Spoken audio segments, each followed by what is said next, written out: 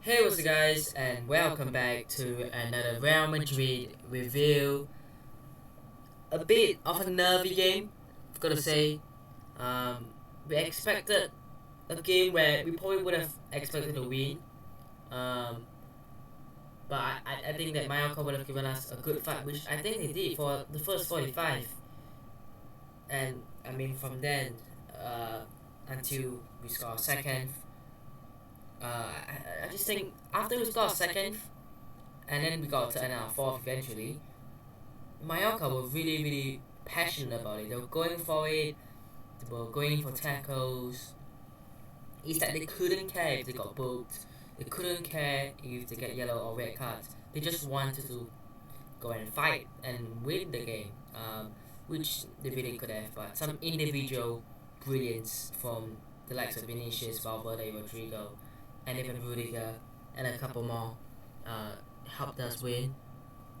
No Benzema today, and every time we don't see Benzema or he's injured for Real Madrid game, we really do really poorly. Not only is he the main goal scorer, he's the man who links that midfield to the attack.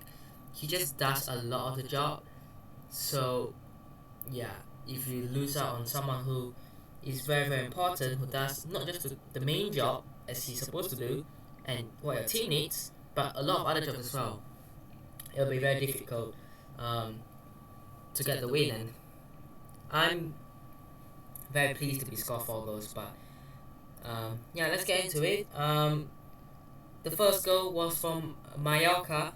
It was a free kick. I thought it was a bit clumsy from Valverde. Just went in slight Maffeo down, who had a really good game for Mallorca there. But take him out, gets a yellow card, gets booked, and then a corner, not corner, free kick is whipped in, and at the back post, Muriqi is not marked, unmarked. Mendy didn't try to jump for it, trying to cruise, wasn't close enough to try to get anything on it, and Muriqi just heads it over and past Thibaut Courtois there, and that's 1-0. And I mean, when it went 1-0, I was like, please don't be one of those days where we just go 1-0 down and then we go 2-0, 3-0, 4-0. Because it could happen. I mean, against Barcelona, I mean, this is probably the team that played Barcelona anyways, right? Without Benzema, the rest of the players. But yeah, from that, I was hoping that we weren't going to concede anymore and we were going to find a response. And talking about having a response, how about that, Fede Valverde? What a brilliant goal that was. Running from our own half into their half. You know what? Fair enough. Cuts onto his left foot, which I don't think is his preferred foot. His preferred foot is his right foot. And then just sending it into the top corner. I mean, that has to be one of the best goals so far. Goal of the season contender for sure in the Liga so far. That's such a beauty. But Rodrigo's goal will. If you haven't seen Rodrigo's goal as well, oh my god. I mean, even Vinicius' goal I really liked as well. Yeah. But Valverde, what a player he is. A star. Actually playing in that midfield role that he probably should be playing. You know, when he played this season, he's playing off the right hand side. So yeah, Rodrigo coming in, Valverde going to that midfield. Was actually pretty nice to see. Along with a bit of Cruz and Ceballos is in there as well. And then our third goal, second goal, sorry. The third goal of the match was what I meant to say.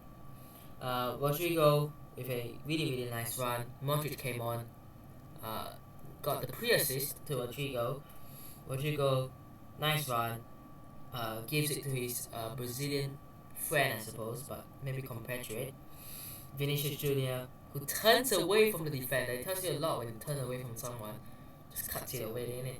And then just a nice little dink away from the goalkeeper. And that was the goal that gave us the lead, and we actually went to lead for the first time. That's a really nice goal. Nice one from Rodrigo, who ran like crazy in this game. Again, his third goal. I just can't believe I've witnessed that goal. I mean, before I get into it, to give you context, that is like something that prime Messi would do. Like Messi in his 20s, like when he was at Barcelona in like 2007 or whatever, and he just does that.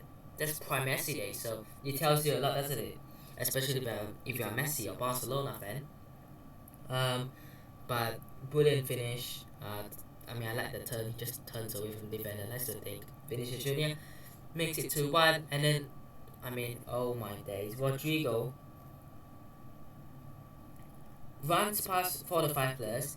The first player who tried to go tackle him, he runs away from him. The second player goes in with a slight tackle.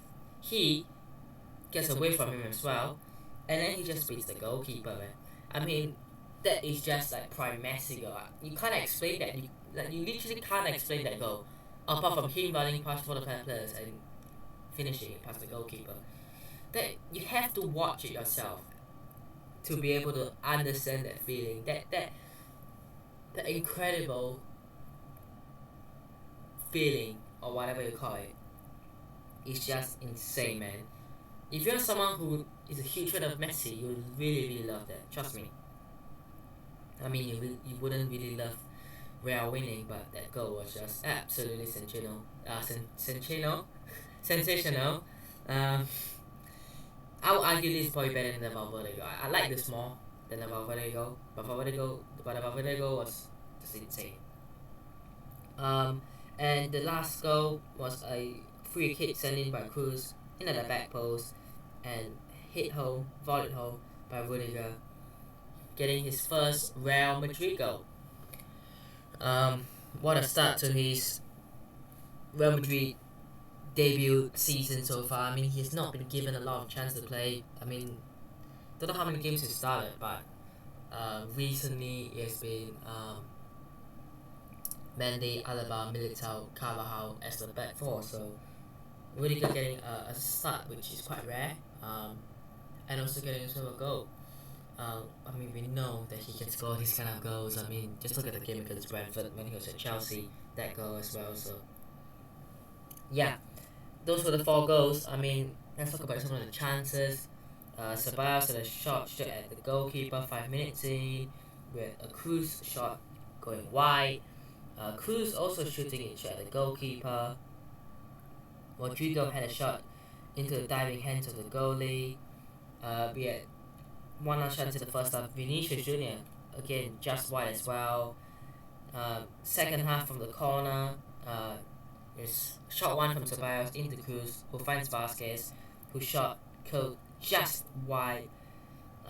And one Mallorca chance that I think should have really gone in was the substitute. I think Antonio Sanchez.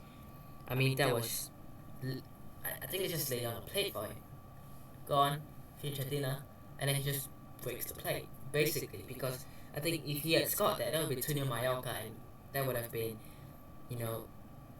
advantage to them, of course, when you go to 1-up, but I think we wouldn't have had the momentum to score. So yeah, that should have really gone in.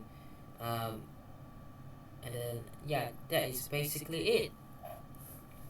So that's a big result. Again, the goal, I felt like we probably should have done much better again.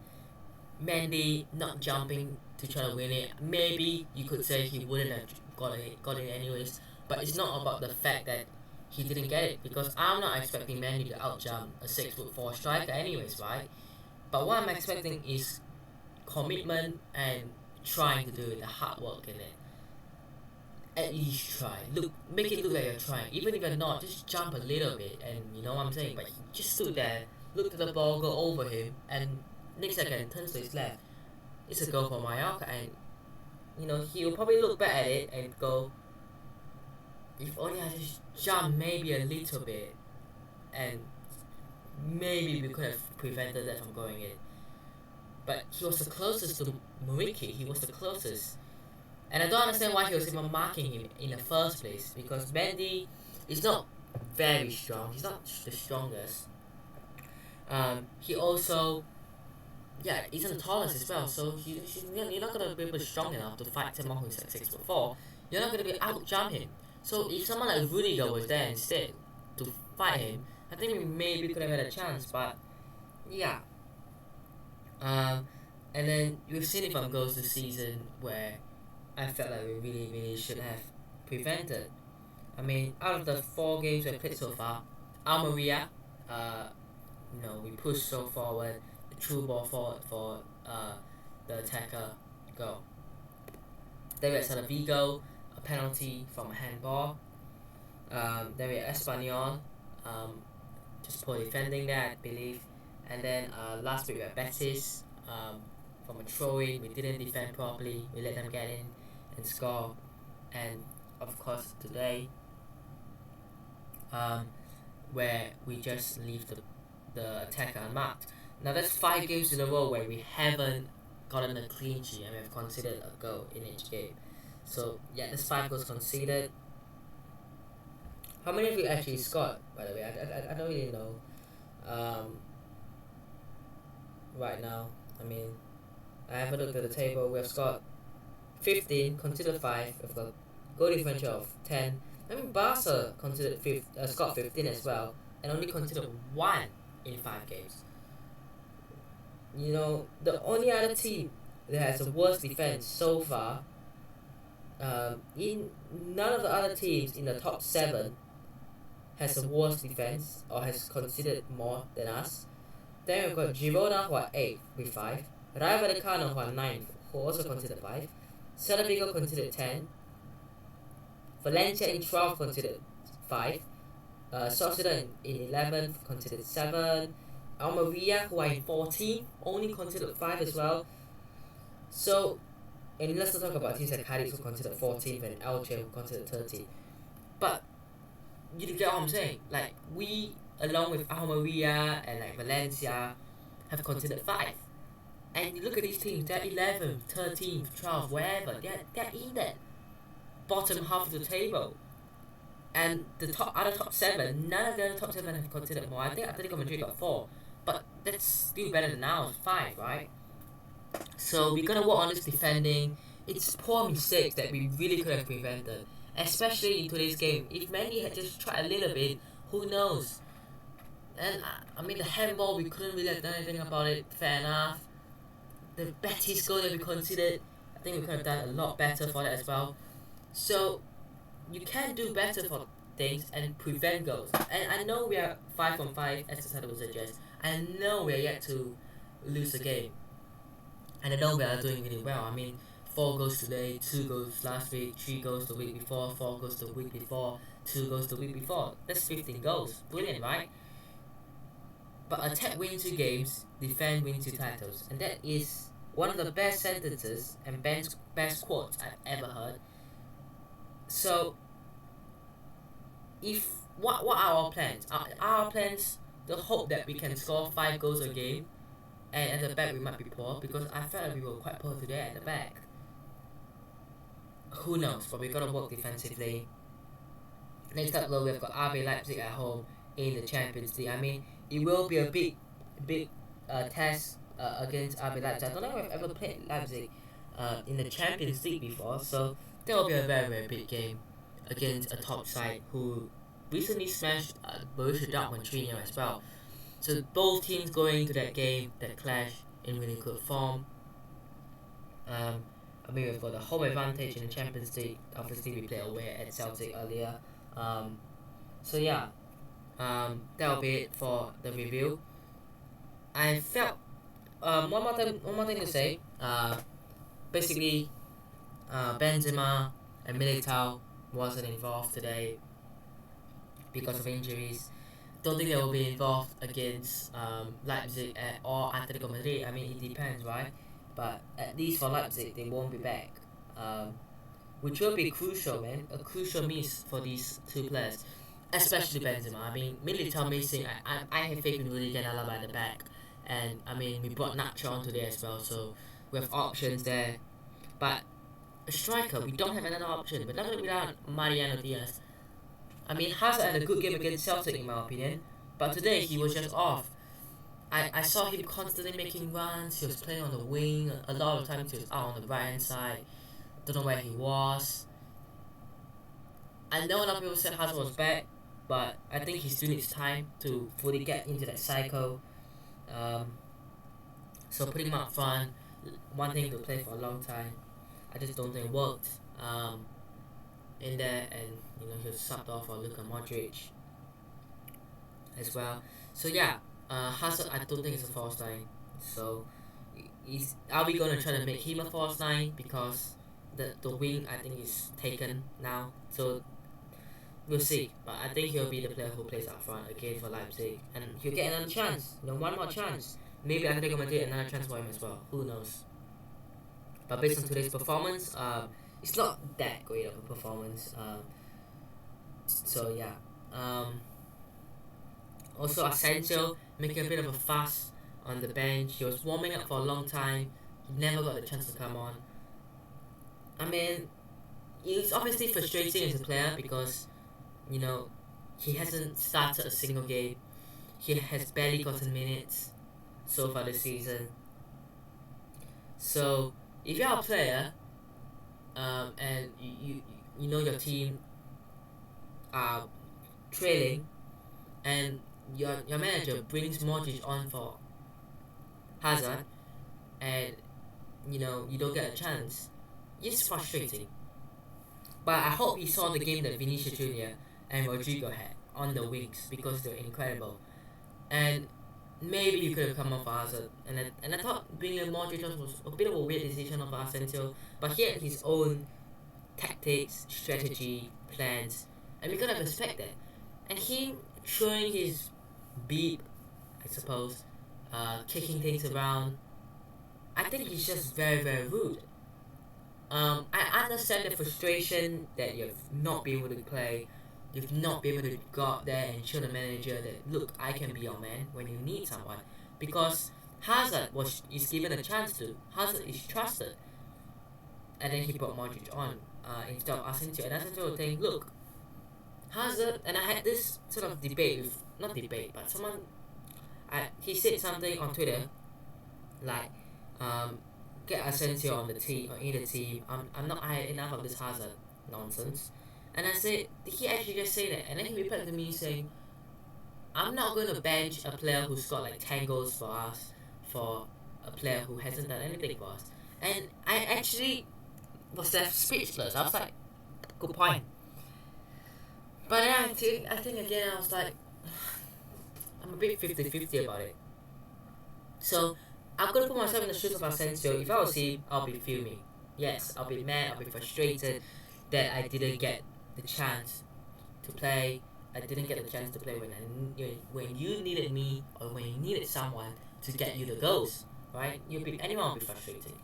But what I do not accept, and yes, if he wants to be mad, if he's frustrating, I understand. But what I don't think any player or anyone, I don't think any manager or anyone can tolerate of a player is then starting to kick things, throw things around. If that was Ronaldo who did that, the entire world will be slamming on him. Oh my god, look at how rude he is. Oh my god, he's so disrespectful to the manager. He's so rude. Everyone will be hitting and slamming on Ronaldo if he done that. But it's not Ronaldo, so they're not going to. And I'm not saying Asensio deserves it, but I'm saying show some respect. You may not have played. There's always another chance. Okay, I think it's so disrespectful. You're frustrated, but it's so disrespectful to start throwing things around, kicking things. So yeah, that's just my opinion. You can have a different opinion. You can think Asensio deserves to start Hazard, which I sort of agree with, considering Asensio was actually quite vital for us. I mean, not really, but he did get us goals that Hazard hasn't. Just wanted to share a little bit of my own opinion. Let me know yours. This is a funny discussion. Let me know yours in the comment section down below. And yeah, that'll be it for today's Real Madrid review. Next up, RB Leipzig at home in the Champions League. I I can't wait for that one. It'll be a really good game against the have you played? We haven't played them. So yeah, it's a Wednesday game. Fair enough. But that'll be it for today's Real Madrid review. Hope you guys have enjoyed today's video. Hit the like button if you guys did. Subscribe to the channel if you guys aren't already. And I'll see you guys in the next one. Peace.